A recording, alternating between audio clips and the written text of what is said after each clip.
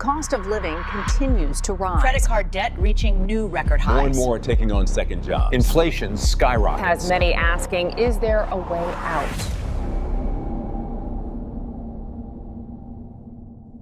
Everybody's probably heard the proverbial story of the fleas trapped in a jar. You have this jar and there's fleas in there. I don't know what the fleas are doing inside the jar. And there's a lid on the top of the jar, and fleas naturally want freedom. They want to get out, and they're jumping. Fleas can jump several feet high, I'm told. Not that I'm a flea expert, but they hit their head on the lid, and it hurts. So after a while, they're kind of conditioned not to jump that high because it hurts when you hit the lid. So then the thought is someone can remove that lid, and the fleas will never get out of the jar. They've been conditioned not to. Well, that little story sets the stage for what we want to share today. Orrin? And what's crazy, Chris, is like, we look like, man, those crazy fleas, they could easily jump out. And yet here they are just kind of going through the motions. And at first I felt sorry for the fleas until I started thinking, well, dang, human beings are even worse. Like we're not in a flea jar, but we're kind of stuck in a financial jar. And it doesn't matter whether you're lower income, middle income, or higher income. The deal's kind of the same. What the financial system has done is said, all of you guys are going to be our assets. And what we're going to do is we're going to give you access to as much debt as you want. And based upon whether your income level, we'll give you, if you're higher income, we'll give you even access to more debt. And so what we want you to do is instead of jumping vertical out of the jar, no, we want you to stay in the jar forever, because that way you can stay our asset. And we get this amazing pipeline income because you're going to pay us monthly for all this debt that you accumulate from us. And what we want you to do is just spin around the jar horizontally and run as fast as you can. The more debt you have, the faster you got to go. And I remember, Chris, I'm telling you, I was 25 years old. Lori and I were both 25-year-olds, newly married. My wife was an accountant. I was trained as an engineer. And but where it really hit for me is I went to him after Lori was pregnant and I said, what do I have to do to be 8th level? I'm 7th level now. I appreciate you promoting me pretty young, but I need to be 8th level because I'm going to need a company car and a bigger pay raise because my wife wants to come home from accounting because I promised her that she could. And I remember they looked at me and they said, well, we've got 121 too many 8th levels already. We're not even going to talk to you about 8th level for at least 3 years, most likely 5. And that is where the chicken hit the fan, so to speak, because I'm like, it's crazy for me to spin around as fast as I'm spinning around for another 5 years until they decide to lift me a little bit in the jar. I'm like, why are we spinning horizontal anyway? Is there a plan to go vertically out of this jar? Because I want out of the jar. That's exactly. Terry and I came to the same conclusion a different way. I had always wanted to succeed, wanted to get rid of the word afford. I grew up in a blue collar family, same as you did. And I thought, go to school, work hard, get good grades, get a good job, keep your nose clean, hold your hands like this in the interview, tell them your biggest weakness is you work too hard. I did all those things. And I had 2 wake up calls, 2 emotional jolts that kind of got me to the same point you and Lori got to when you had your little team meeting there and realized you weren't going to make it. My first one was I had a mentor. He was in charge of the $5 billion division at General Motors that you and I both work for. And he died of a heart attack on a Saturday at work at age 53. And to me, all 5 of those were wrong. And the older I get, the younger I think 53 is. Secondly, we went on a little vacation. We really couldn't afford with some friends, went to Grand Cayman and stayed at 7 Mile Beach. We shared a 1-bedroom little condo and we packed our own macaroni and cheese and did it on the cheap, but it was beautiful, wonderful. It hit me emotionally that, man, this is what I worked so hard for. This is why I got 2 engineering degrees. This is why I believe that poster on the wall, justification for higher education. And it was a mansion with all these sports cars in the garage. And so I had an emotional kind of a cracking of the rose-colored glasses. And then I had got a reminder of the dream lifestyle that was out there available to apparently some people. And I had concluded that I was climbing a ladder against the wrong wall. Or to go back to your flea jar or the financial jar analogy, I realized I was just swirling in there and I had somehow gotten off the path or away from the chance to live the life I'd always wanted. The financial jar, basically the plan is, sell your liberty, into the jar for the American, quote, American dream or North American dream. And that was a great plan pre 1971. But after 1971, they just unleashed inflation where they can create money out of thin air at will. And so from World War II to 1971, 90% of the people, if you follow this plan in the jar, 90% of the people live the quote unquote North American dream. Today, now in 2026, the USA Today reported that only 10% of the people are even living the dream in the jar anymore because the inflation has created so much increase in prices that people can't even afford to borrow their way to this American dream. Yeah, and if you define the American dream the way the USA Today article that you're quoting does, it's not necessarily big dreams. It's just a basic house, having some cars, paying for a wedding, maybe helping your kids get a college education. It's not the big lifestyle I dreamed of. I wanted to break out of that. But it's shocking. The chances of people living even higher in the levels of the jar has gone away. It used to be one generation could kind of, like you and I did, we went a little higher than our parents did inside the jar at the beginning there. But that's not even the case now. Now generations aren't going as far as their parents. They're actually living a lifestyle less than their parents. So here's the question. If the definition of insanity is continuing to do the same thing while expecting a different result, how much more insane is it to do the same thing while getting a worse result every single year? Orrin, I'm reminded of the parable of the bucket and the pipeline, where there's a village and its water supply runs out and they find a spring off in the woods somewhere. And the leaders of the village grab some buckets and they start carrying fresh water from that spring into the town cistern. And they do that for a few days and then a few weeks. Then it gets to be a burden every day. They have to carry these buckets and they can't repair their own water supply.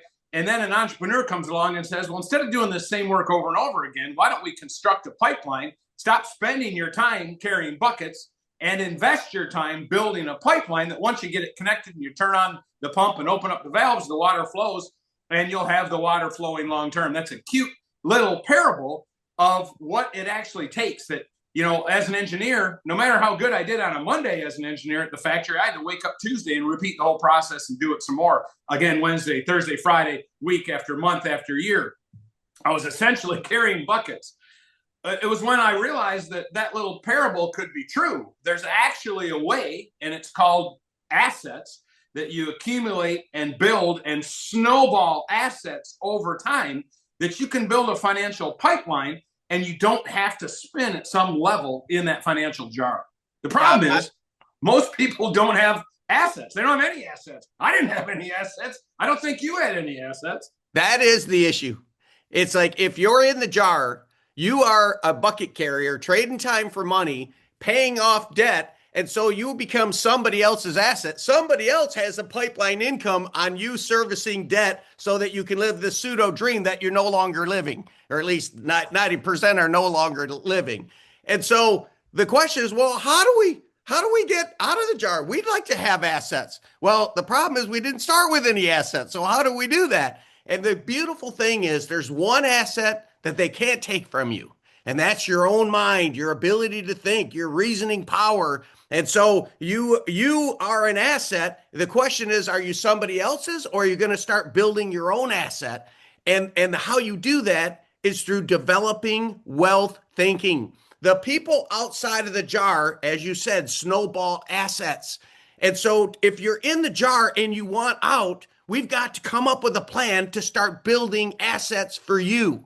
And Chris, as you and I, we had a 3-step process that both of us used 25 years ago now. We escaped the financial jar by following 3 steps. First, we built some seed wheat or seed money, some investment capital, and so that we could start investing in ourselves to develop the right thinking. Instead of this spinning around horizontal thinking, we've got to get some different. Warren Buffett has never traded time for money in his entire life. He has built assets from day one and compounded them to where he makes billions of dollars are thrown off in income from all the assets he owns. And the reason we have no assets is because we're somebody else's asset trading time for money. And That's so right. the first thing you have to do is recognize you're an asset that they can't take away from you and start investing in your mind so that you stop getting this horizontal thinking and start developing pipeline. Because when you build a pipeline, that's an asset that throws income off continuously, monthly, yearly, annually into your household. You and I started talking as two engineers still working in corporate America.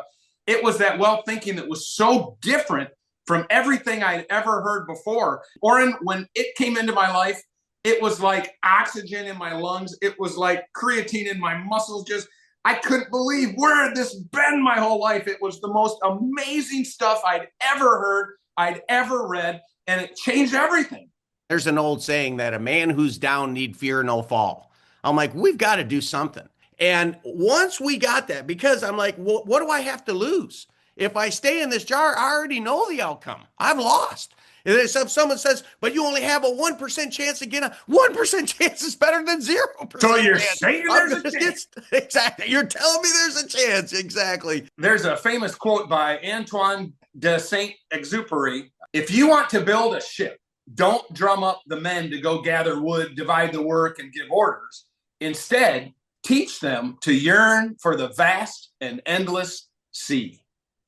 Chris, that's what you and I sitting down at a restaurant and we talked it over, and I realized, man, Chris has come to the same conclusion I have, that if we stay in the jar, we're never going to live those big dreams. And so we partnered together and we said, all right, we got to raise some capital, not a lot, but we have to have enough to at least invest in our own mind. So we did 3 steps to get out of the jar. And those 3 steps still work as good, if not better today than they did when we started doing the same thing back in 1994, 1995. Well, they're even more necessary today because of everything we've already said. Exactly. The jar is closing in on people and they're getting less and less than the generations before. It's even more needed today than it was back when we were getting started. And that's why we built our platform, because our step 1 is wealth savings. And it's a way to sift a little bit of seed money, sift a little bit of savings from the transactions you're already doing in your life to live every day. And we're skimming some of that off the top to provide the seed that you need to start investing in yourself and your wealth thinking. That's what our platform does at the bottom level. If inflation is like a boa constrictor and it's just constantly pressing more and more as they continue to create money, there are just 3 steps that you have to master to escape the jar.